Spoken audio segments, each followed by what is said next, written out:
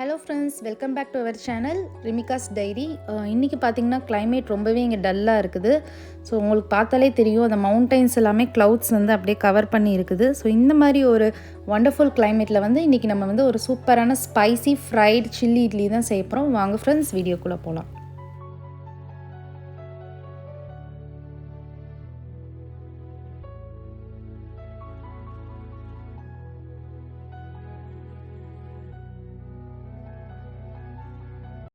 Spicy fried இட்லிக்கு வந்து நம்ம தேவையான இன்க்ரீடியன்ட்ஸ் பார்த்துடலாம். பிக் ஆனியன் வந்து ஒரு 2 இது கட் பண்ணி வச்சுருக்கிறேன். ஒரு டொமேட்டோ சாப் பண்ணி வச்சுருக்கிறேன். ஜீரகம் வந்து ஒரு 2 டீஸ்பூன் எடுத்துருக்கிறேன். கறி லீவ்ஸ், கொரியாண்டர் லீவ்ஸ் வந்து for garnishing, chilli 2 chilli cut பண்ணி வச்சுருக்கிறேன். அப்புறம் மசாலா ஐட்டம்ஸ் பார்த்திங்கன்னா டர்மரிக் பவுடர், மஞ்சள் தூள் ஒரு 1 டீஸ்பூன், 2 டீஸ்பூன் வந்து காஷ்மீரி சில்லி பவுடர், அப்புறம் 1 டீஸ்பூன் வந்து கொரியாண்டர் பவுடர், மல்லித்தூள் எடுத்து வச்சுருக்கேன். வந்து நான் ஒரு 5 இட்லிஸ் வந்து எடுத்து கட் பண்ணி வச்சுருக்கிறேன். இதை வந்து நல்லா ஃப்ரை பண்ணி கொண்டு வரணும், அப்போ தான் வந்து நல்லா ரெசிபியில் டேஸ்ட்டாக இருக்கும்.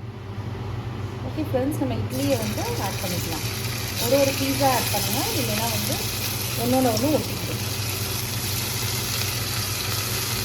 ஸோ இதை வந்து நம்ம நல்லா கலர் சேஞ்ச் ஆகிற வரைக்கும் பொறுமையாக நல்லா ரோஸ்ட் பண்ணிவிடுங்க. அப்போ தான் ரொம்ப டேஸ்ட்டாக இருக்கும், கிறிஸ்பியாகவும் இருக்கும்.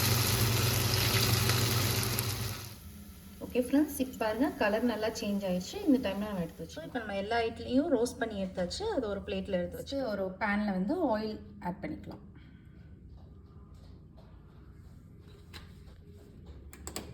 ஆயில் கொஞ்சம் ஹீட் ஆனதுக்கப்புறம் நம்ம ஜீரகம் 1 டீஸ்பூன் ஜீரகம் ஆட் பண்ணிக்கலாம். அப்புறம் வெங்காயம் ஆட் பண்ணிக்கலாம். சால்ட் ஆட் பண்ணிக்கலாம்.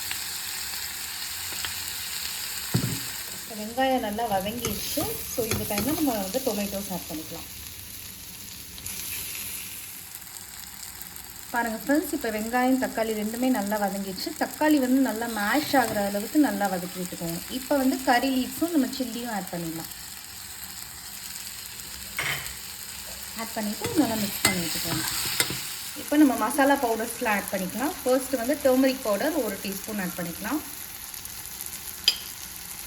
அப்புறம் Kashmiri chilli powder 2 teaspoons,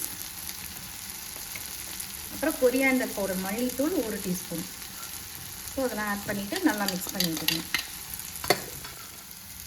okay friends, இப்போ மசாலாவோட ரா ஸ்மெல்லாம் போயிடுச்சு, பச்சை வாசனைலாம் போயிடுச்சு. இப்போ நம்ம வந்து ஃப்ரை பண்ண வச்சுருந்த இட்லி ஆட் பண்ணிடலாம். செமையாக ரெடி ஆயிடுச்சு. நம்ம இப்போ வந்து இதை கார்னிஷ் பண்ணிவிட்டு குட்டி பாப்பாட்டே நம்ம இன்றைக்கி ரிவ்யூ கேட்கலாம்.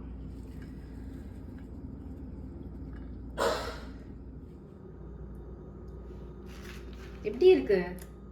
Good, yummy yummy. இந்த வீடியோ உங்களுக்கு பிடிச்சிருந்துச்சுன்னா லைக் பண்ணுங்க, ஷேர் பண்ணுங்க.